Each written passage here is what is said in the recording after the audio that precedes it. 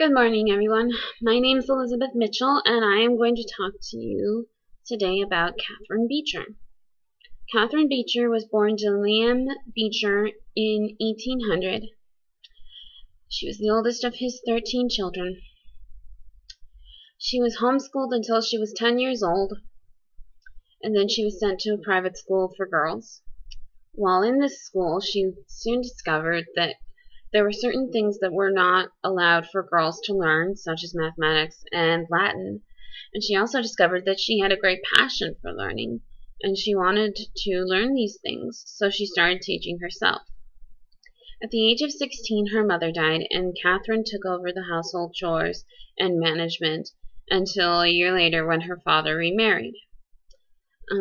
Catherine's younger siblings looked up to her during this time because she was the oldest and she pretty much knew how everything worked, and so she ran the household. So they looked up to her as kind of a mother figure during that time.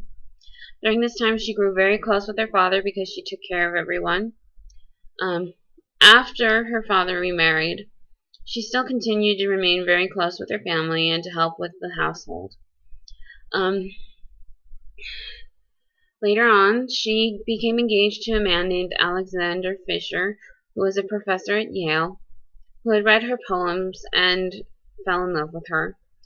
While they were engaged, he was going to London, and on his way back, his ship was lost at sea and shipwrecked and everything, and so he died at sea. This was very hard for Catherine, a very hard time for her, and she spent a lot of her time with his family. While spending time with his family, his brother tried to cheer Catherine up by teaching her mathematics, which was kind of hard to learn on your own, so she didn't know as much about it as she wanted to, so he did it in an effort to cheer her up. In 1824, Catherine, along with her sister Mary, opened a school for girls. This school's purpose was to teach girls how to be teachers and how to be better mothers.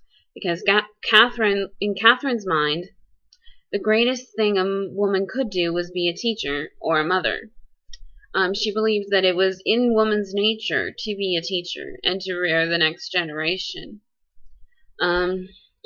She wrote several articles about it and several books about how to be a better mother and a better teacher, and why women should have better education and be allowed to be teachers. The school flourished, and after a while, Catherine left the school to a colleague. After this, she went west with her father, who had received a very prominent position out west. While out west, Catherine discovered that the education system out there was very bad. There wasn't a lot of teachers, and a lot of the children weren't being taught properly or taught at all. And so Catherine took it upon herself to improve this situation. So she opened a school to help educate young women to be teachers, and then she would pay and send them west to become teachers. And as she put it, they would tame the wildness of the West. But because the school was out west, it was money was tighter, and it wasn't as important to some of the people there. So the school soon went bankrupt, and so Catherine had to go back east. When she moved back east, she took and started working with a group called McGuffey Readers, and what they did is they wrote the first widely accepted textbook. So it was the first textbook that was used in very many schools. She also started doing lecture tours and going and talking in colleges and stuff about better education for women and how to improve education. An interesting thing to note is that even though Catherine believed in all these things for the rights and improvement of women's lives, she did not join the suffrage group. Her sisters had, most of them, and even one of her half-brothers had. But Catherine believed that the suffrage group actually attacked the family unit and that it demeaned a woman's role as a mother and a teacher. And she didn't think it was right to do that. One of the main things Catherine contributed to education was that she believed that it was wrong for young girls to just sit at desks all day and just read books and learn from books. So she invented a calisthenic program, which is pretty much a light aerobic workout. It was pretty much dance for girls. And it was considered a really racy thing at the time because it wasn't appropriate for girls to be doing this type of thing. But Catherine stated that it was better for girls because it made them more physically fit and it improved their energy levels and such, and it helped them stay focused. Catherine also thought a lot of things that were considered appropriate for women were not appropriate, such as corsets. She believed that they did more harm than good and that it shouldn't be used. Catherine wrote several books about motherhood and housekeeping and such.